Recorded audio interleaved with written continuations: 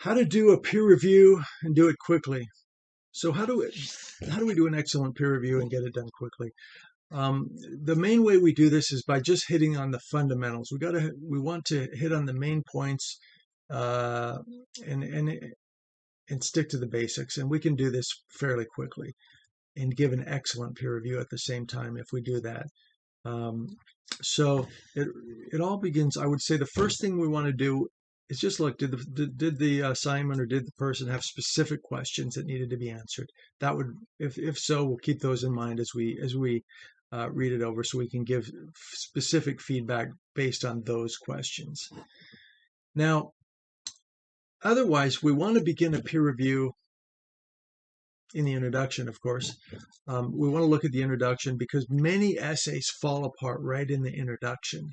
And that with other kinds of writing too, many stories that first they don't get off to a good hook in the beginning also. So we're going to look at an essay uh, in this video. We'll focus on an essay, which is, did they have a strong hook in a thesis? That's basically all an introduction is. It's just a hook in a thesis. And a hook could be something like a little mini story of 3 or 4 sentences that just grabs our attention, and like, wow, that's really cool story. And then all of a sudden they tell us the thesis, which is their argument. Wow, this is kind of interesting, and so they want to read on. But what often happens, and this is the red flag as a peer reviewer, you want to watch out for this. What often happens is they don't have a great story or a startling fact that grabs our attention, or an amazing quotation, something to grab our attention in 1 or 2 sentences, and then a thesis. No, instead they give what's called an information dump. That's where they just start giving us all kinds of information on the topic, just like they have to give us all this information from their research and maybe off of Wikipedia is what it often seems like. That's why it's called an information dump. It's like, okay, I'm not even interested in this topic, and all of a sudden I'm getting all this information dumped on me as a reader. If you feel that way as a peer reviewer, just say, we need a better hook here, because an introduction should be a brief hook, something. It doesn't flood us with information. It hooks our attention. That can happen very quickly. It could be one sentence, a little question, and then you go to your thesis. Introductions should be brief. They should be long enough in order to hook our attention and tell us the main point of the essay in the thesis statement. And that's it. We don't want half the argument dumped on us before we even know what the main point of the essay is. So anyway, remember, a hook for as a peer reviewer, you want to look. Okay, what we're looking for in an intro is very simple: a hook and a thesis. So it should grab our attention and have us drooling for more, and then it tells us the argument. Now, here's the next thing we want to look for: have I heard this argument before? If so, that's a big red flag. Okay, if I've heard this argument before, that's not fresh. Readers generally aren't reading because they're, desperate to reread something for the 10th time. They generally, a reader wants to be entertained. They want to learn something. And so they want a new point of view, a fresh argument. So if it's something that's really kind of intriguing and interesting and you've never heard it before, it's like a new angle on a topic. Well, that's pretty interesting, and that would be good.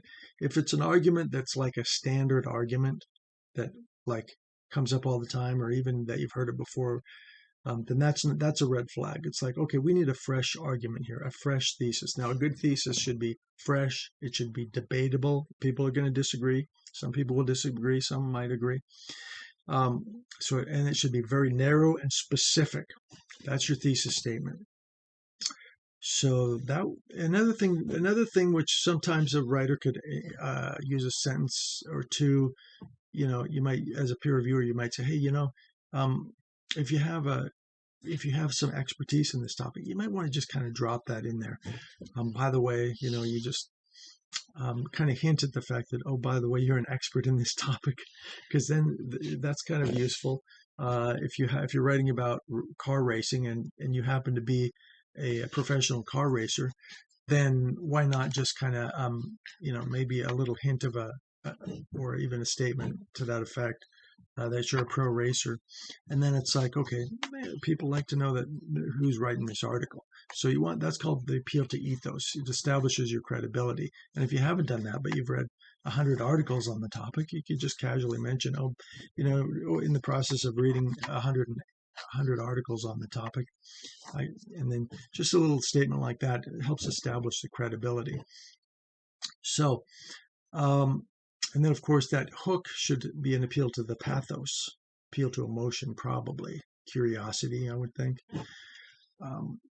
So then that's your intro, and that can happen the whole intro is maybe 3 to 5 sentences, and it should do a lot. I mean, that sets up your essay. Really, your essay is probably going to sink or swim based on whether you've got a good intro, because if you don't have a good intro, then it's hard to, there's a fair chance that the body is going to be rambling and wandering and kind of it's not going to have that focus. But if you have a clear thesis statement, which is your argument stated, I believe this because of A, B, and C, and you list your reasons.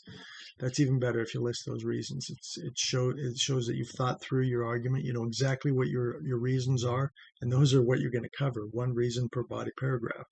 That's going to be a really easy logic pattern to follow for a reader. It's going to be clear. So that's what you want. This is communication.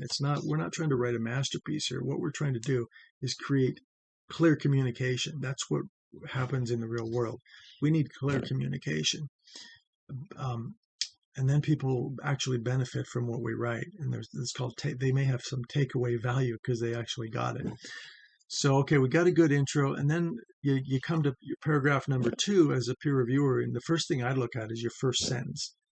Does it state the main point of that paragraph? Basically, you're listing, okay, my first reason why I believe this argument is this, and that's going to refer back to the thesis statement. It's going to support that thesis statement with a reason, and if you did list the ABC in that thesis statement, that's going to be A.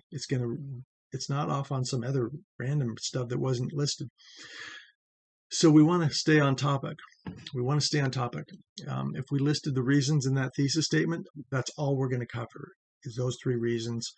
We're not going to forget about those and list some other ones that weren't mentioned. That would not create clear communication. That would create confusion. Well, what about those reasons you said? You never mentioned those again. Happens all the time. So I just look at those topic sentences for the paragraphs. Do they each state a reason, a clear statement that tells what that paragraph is about, so that you don't even have to read the essay to know the logic of that essay. You can just read those topic sentences and go, yeah, he stated that he covered each of those reasons. And then of course you read the paragraph itself and you go, well, okay, was it well developed? Did they have enough evidence there? Maybe a story or 2, quote maybe, that they disagreed with and explained why their argument was better. And did they give some evidence? So did they give enough evidence and examples in that paragraph to make the point? And then they ended it, okay? Because you got to have enough, but you don't want to have too much either. You don't want to go on and on. Once you've made your point, just end it, get on to the next paragraph, and your next. And again, it's just a repeat. You introduce it by stating that, oh, and my second reason is this, and then you cover all the evidence for that reason. Now, if you have an organizational pattern like that for your essay, it's going to be really easy for the reader to follow. Like when they're done reading the essay, they're going to be able to say, yeah, I know his argument. He believed this, and these are the 3 reasons. That's called takeaway value because it's clear communication, and that's really what the whole point. That's the whole point of communicating is we want clarity, and this is how we do it by keeping it simple. So another thing that's very important for peer reviewers to do is to point out to the writer what they did well. Okay. You want to point out basically if there's confusing stuff, you just go, well, this is kind of rambling and confusing and doesn't really make any sense. It's frankly weak. Then you might want to cut this part here. But you also want to go, But this story here, this was absolutely great. In fact, I'd even elaborate on that a little bit more because that was really intriguing. So you want to tell the writers what they did well, because otherwise they might not know it's any good. We take our own stuff for granted, so we might not realize how good that is. So if you tell them what they did well, then they'll understand what people value in their writing, and they'll keep it. They won't just otherwise they might cut it. They might think that's not good. So be sure to tell them what they did well, and then also look at the overall voice. What's the personality of this writer? Does it come through? Do you feel like this is a person writing this essay with personality and passion? And if that is a strength, I would mention it. And if the voice seems uninspired, you could maybe um, emphasize. Voice is a sticky issue, but possibly go. You might say, this sentence here really captures your voice. You might want to see if you can really emphasize that aspect of your voice throughout the essay, because that's a very important thing. Readers will love a writer when the voice really comes alive for them. And a lot of times the voice is what brings readers back for more. So I think that really covers it. We want to keep it simple and have fun with your peer review.